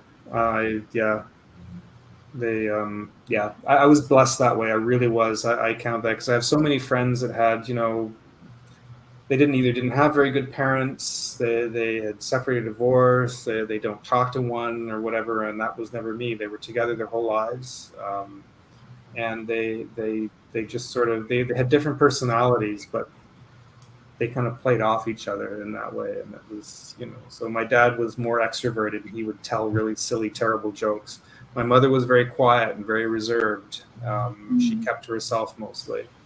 Um, and so yeah, so it was. But yeah, she died of cancer in '99. She went for like a 7-year fight with that. She went for chemo for 7 years. Um, and she passed in '99. That was a tough one. But yeah, so You don't want to know all the business. Oh my goodness. no, yeah, I'll just skip over some of them. Um, yeah, his funny thing was my mother was the one who had more of the short temper. She had very much the um, she didn't like she kept very much to herself, and she was very short on some things, but she was never mean. She was never like mean spirited. She just didn't tolerate nonsense, and she didn't have time for it. She was always, she preferred to stay at home. She liked her house, and because she was not, I think it was because she just didn't. She did have a couple of part-time jobs, but she didn't like to be around people very much. So she Maybe preferred just to stay at home. Yeah, so she preferred to stay at home and just clean the house and do, her house was her castle, and that was it. But I think it was more out of the fact that she just didn't. Yeah, there is something. couldn't spoon once. What? Once, because I tried not to cross her, but I used to say she had that voice, and when she did get mad, her voice, I always said she had that high-pitched mother's voice that could decalcify your spine. But she didn't have to hit you with anything. She just had to raise her voice, and you knew you were in trouble. And yeah, so, but my mother was born in Canada, but it was her mother that was British, but you could still hear it in her voice, even though she was very much about learning to speak properly. And she was very much she always said nobody knows how to speak properly anymore, and she very much enunciated, and you'd hear a little bit of the British come through in her voice. Even though she was born and raised in Canada, you'd hear that, a little bit of that accent come through, especially if she was angry. I always said, Mom, when you're angry, you suddenly become British. Now this is Phil. This is Phil's time to shine, y'all. We're doing strange conversations. Well, But that's funny. I think they want to pick on you too, but honestly, not wanting the hordes into.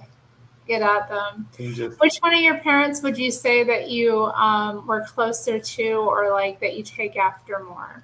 um, I think growing up, because my dad was at work and I was home with my mom, I was probably closer to my mom growing up. I was very close to both of them. That's a tough one to cross. I was maybe a Yeah. little closer to my mom growing up, but after she passed, I tried to spend more time with my dad. So I became a little closer with my father after she was gone.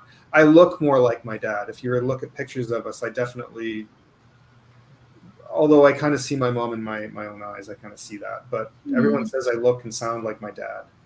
But I definitely have traits from both, very much traits from both. So Oh my, how silly they all are. Yes, yes, he's English Anglo, Canadian stock. yeah, it was, yeah, So really. yeah, you grew up. You said you spent a lot of time up north. Mhm. So did you see the Northern Lights as you were a kid? Did I you? was really young. I think we did. I mean, by the time we come back down to London, I was still only 9 or 10 years old. But up north, I don't have a strong recollection. I think up in Borden, we may have seen them once, Mhm. um, but I was really young. I was really young. We So weren't. you It's don't not really that far remember them. north, but it's yeah. Hmm? You don't really remember them then. I don't, unfortunately. I think I remember my mom talking about it, but I was so young. I don't remember seeing them. Mhm. Yeah, it's interesting. I didn't realize that you were up like further north as well. So I I'll was tell you what just, I do remember though, when living in Camp Borden was the snow. We yeah, got buried with snow. I've got some pictures of a snowstorm that hit us in '76 that buried Camp Borden on April 1st. And it buried us to the point we had to yeah, dig out April the front door. snowstorms. Gosh, they're Yeah. horrible. So I remember those, boy, just buried in snow. And my dad's still having to go to work. He had to dig himself out, huh? Yeah. Yeah, I mean, Yeah. yeah, it can dump so much that you're just buried. I remember because I grew up in Alaska, so I, when I was really little, we lived in a cabin in Homer. It was during the winter, we were buried in sometimes, and we'd have to like dig our way out. Hmm. And then, yeah, but I just remember the winters being very, you'd be just kind of very insular. And I would still go outside to play, but we didn't really go anywhere or do anything. We'd have to like get a bunch of supplies, and be stocked up. And there was so much like canned foods, and there was this pilot bread we ate, like Sailor Boy pilot bread. I don't know how to describe Oh. it. It's like a cracker. It's like a really thick cracker. Oh, geez. Yeah. No, both of What is Philip. made? Somebody asked up above, do they have made? MAID. What is made? That's uh, the medically assisted Oh, death. I think, yeah, I know that, to be honest with you, sometimes I miss chunks of the news sometimes. And I think they did finally bring that in Canada under specific conditions. It's very, very specific conditions. Not anybody can just go and say, hey, I'm done living. And just, no, you can't just do that, but it has to be. Somebody asked, did I live there to take care of your parents? Oh yeah. What? No, I've always lived near my parents. So I was born and raised in Canada. I was actually technically born in Quebec, but my parents were Well, already ready to move. And it just happened that I happened to be born there. And then as soon as I came out into the world, we were instantly over to Saskatchewan. well, So thank goodness. yeah. Yeah, the '60s was not a great time to be living in Quebec, but yeah, it was. But yeah, so everybody says, "Oh, do you speak French?" I'm like, "No, I've never," and I was never back in Quebec until like the 2000s. So no, I actually don't. I know a few Well, you words. visited there. I think I remember you talking about visiting there. Oh yeah, I've been to Quebec many times. Yeah, I have some good friends in Montreal and that, so I do go back. But I was never back to Quebec though until like the 2000s when I took a trip there. But then I kind of go there every other year now. Um, but This chat, I don't know what to do with them. I let's see. apologize, Phil. He's such a nice guy. He doesn't deserve this, y'all. Oh, if it's not worth if it's No, not worth answering, I'm not going to get anything political. So no asking anything political. I sort of piss off both sides if that says anything, but. um,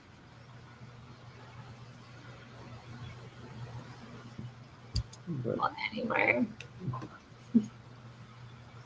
But yes, I just here and I draw pictures. I wish I could kind of bring up some of my work. I don't know if there's a way I can actually share. Can I share that on here? I can. Yeah, I think you can share. You're able to present. Give me a moment. I'll see if I can bring up that painting. I've got some things that were here. That is true, Samuel. Well, yeah, that is true. They have been nicer than usual. I've only had to delete 2 comments. I'll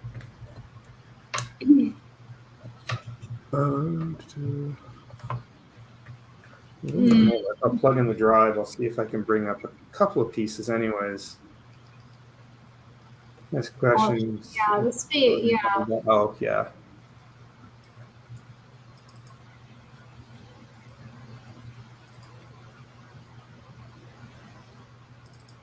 Go under the art for prints, because these are the ones I'm going to be advertising for printing.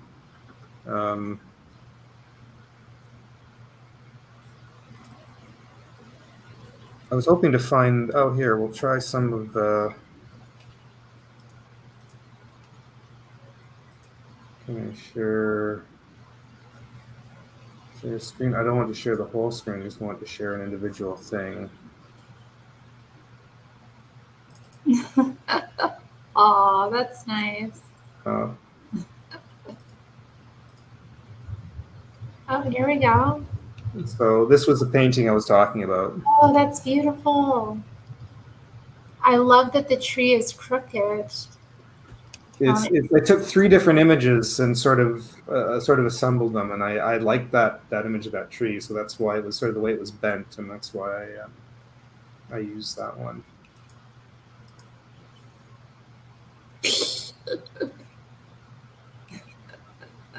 What did I miss?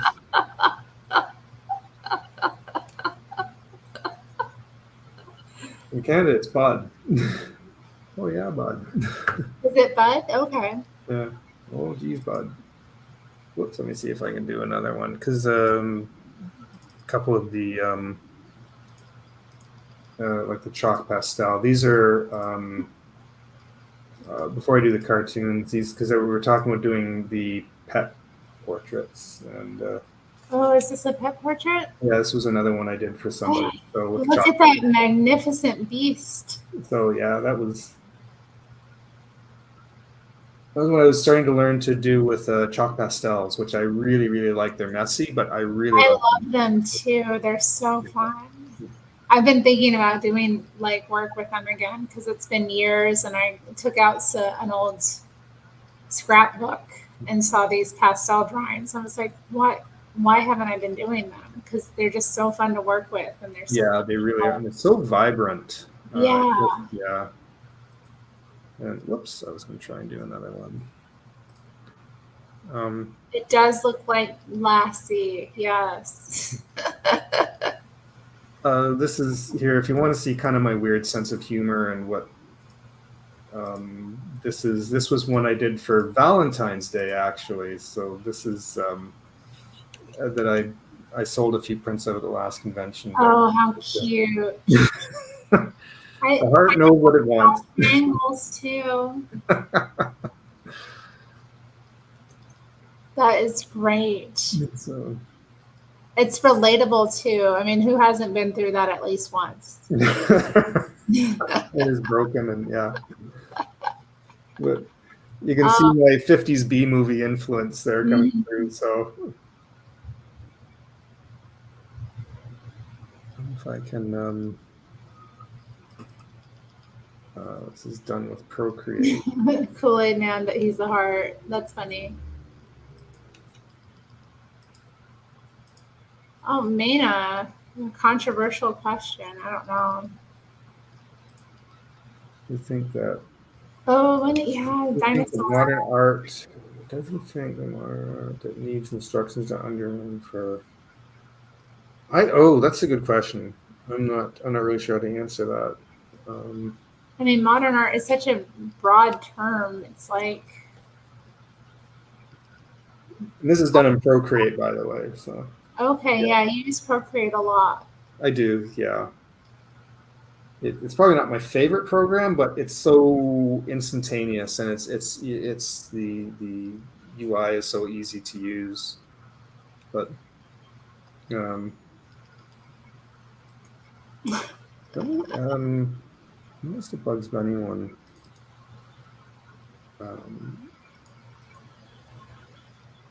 Let's see if I can bring up another one here. I'll do one more here. Just it's like Don Bluth style. This is. Yeah, we were talking about Don Bluth. And here's Bugs Bunny that you did? Yeah. There's the based on the Opera doc. Don Bluth, yeah, I was.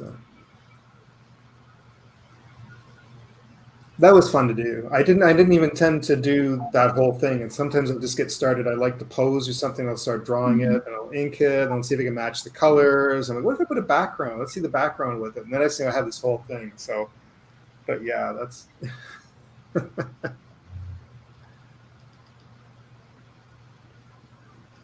I don't know. I mean, Bugs, he likes to cross-dress. It is what it is. Oh, yeah, he always does that. He's a master of disguise, really.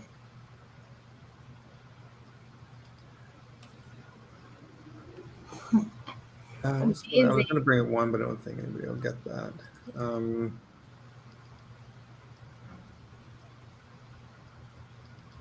I did. I'll do one more here. This is one I did kind of for fun. For people who are familiar with Doctor Who, I made this into shirt. I did this just for fun, and I had some people really like it. And I had it put on a shirt, and then I got requested for prints of it.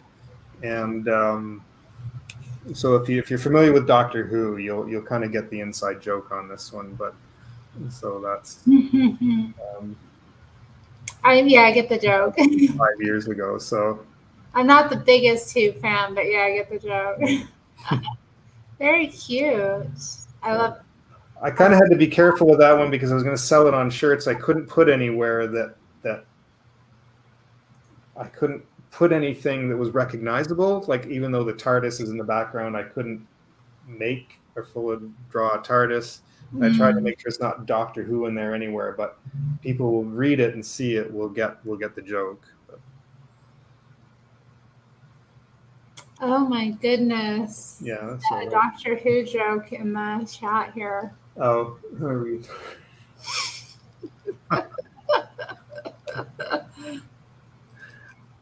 actually, if I could put up one more. Actually, I forgot about this. I totally forgot about this. I was going to do this. I started this funny idea. I did this more as a joke.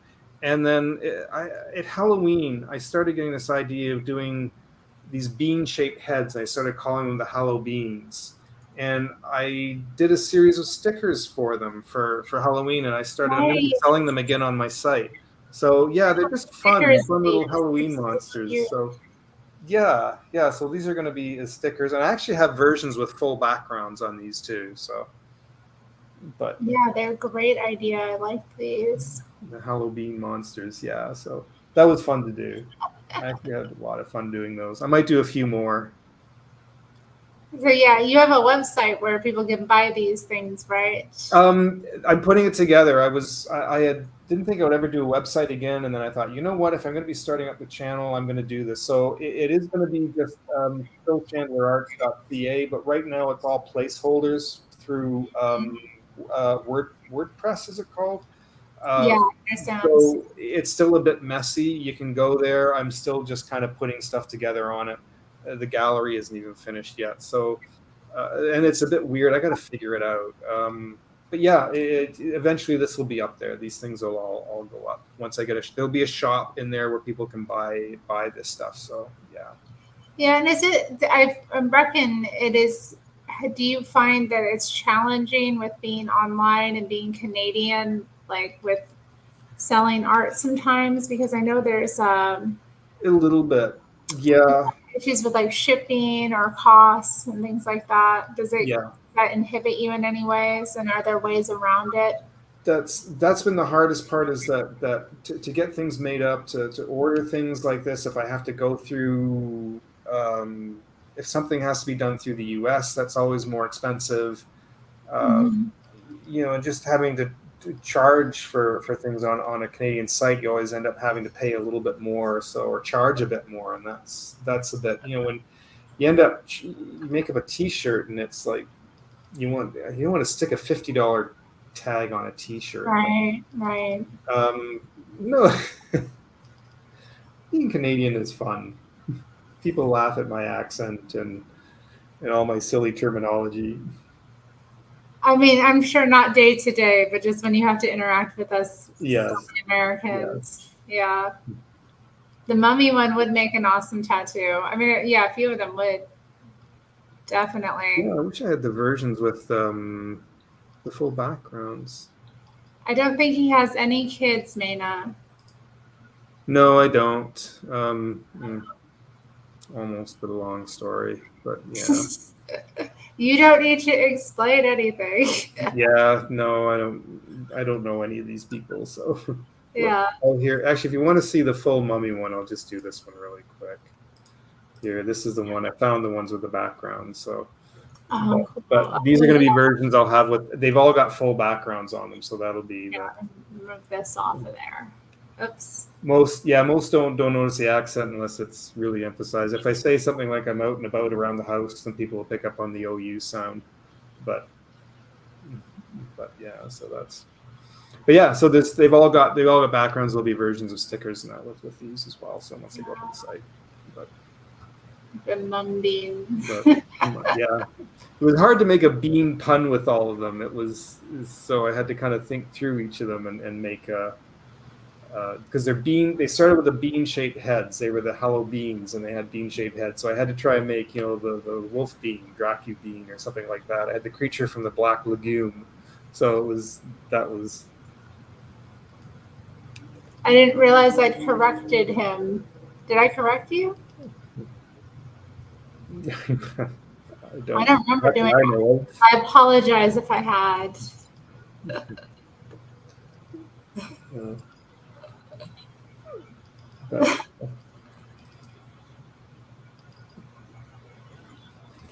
It's not a boot, it's about. And I always tell people, unless you're Canadian, you can never say that right. Tell her, Philip. It's fine. Are you sure you're not the mama, Yoda? Put my foot. It's funny he says put my foot down. I did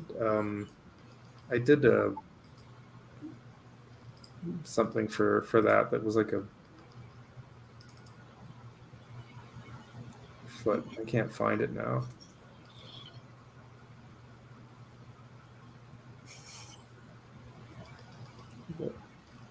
I don't know, but you're acting like a mama in the chat, Yoda.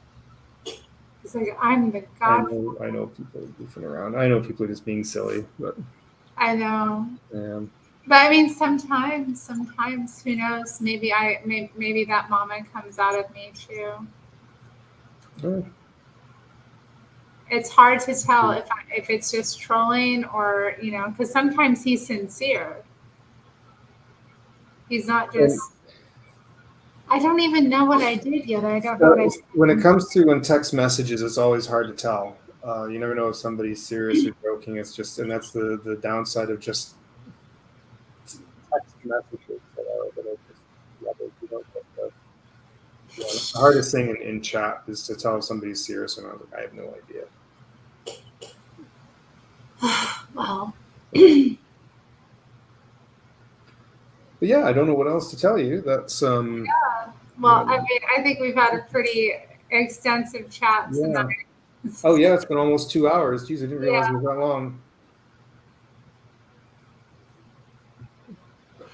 Yeah, I know. Well, I love having you on. Thank you for joining Thank me. you. Yeah, I'll probably be doing a live tomorrow night. My lives are usually late because Enrique is only available really late. So mine will probably be Eastern Standard Time. Might be like it could be midnight by the time I start it. Unfortunately. Wow. Yeah, just because when Enrique comes on, I might start it earlier if it's just me, but I'll try and make an announcement for it. A lot of my work, I forgot, a lot of my work is on Instagram, which is also Phil Chandler Art. So if you want to see like my Instagram stuff, I'm going to be now incorporating some photography as well. So if you're on the Instas, Phil Chandler Arts on there, you can find me on that. There's lots of my work on there. Let me pull that. I'll post the link for the IG. Yeah, it's a good IG. Work. It's like oh, you went to Costa when you were in England. Nice. Mm-hmm. Good old Costa. I got hooked on Costa. Yeah. I think my favorite was Pret a Manger. That was my favorite. Pret's good. Yeah. Pret is so good. I only got to go in there once, but I want to go back. I want to go so bad. So this is his Instagram. Check it out. Follow if you're on IG, and then we'll post the link to the channel again in the chat. But you can also find it underneath in the description of the video as well. Yeah, but I'm tired. I want to get off. I get tired. It's not about Phil. I've been working a whole day. Yeah. I'm actually going to do a little more work on my website tonight as well. I need to figure a few things out on it. I've kind of run a bit of a stump on it. So what are you sipping on? It's just tea. I like my evening cup of tea. So no gin. I used to drink, but I stopped drinking a while ago. I don't drink coffee, anymore. Right? Coffee or tea. I'm hooked on my hot drinks. Okay. But yeah. All right. Well, I guess at this point, I guess we would call it here if you'd like. But thanks very much, everyone. I'm going to subscribe. I really appreciate it. I'll try and yeah. OnlyFans. No OnlyFans. No. He owes us a drawing. He does not owe you a drawing. He's told you his life story and showed you plenty of art. Yeah. But yeah, thank you again for being here, and thanks. Yeah. My pleasure. Yeah, I enjoyed it. Thanks for having me on. We'll have to do it again sometime for sure. So. All right. Well, until next time, maybe I'll see you tomorrow night if I'm. Yeah. I'll be posting. I'm not sure what time, but I will post it on the Instagram and maybe like in a YouTube story or something. I can put it up and I'll make an announcement when I start. So. All right. Awesome. All right. All right. Well, have a good night, Carrie. Bye. Take care, everyone. Bye-bye. Bye, chat. Oh my gosh.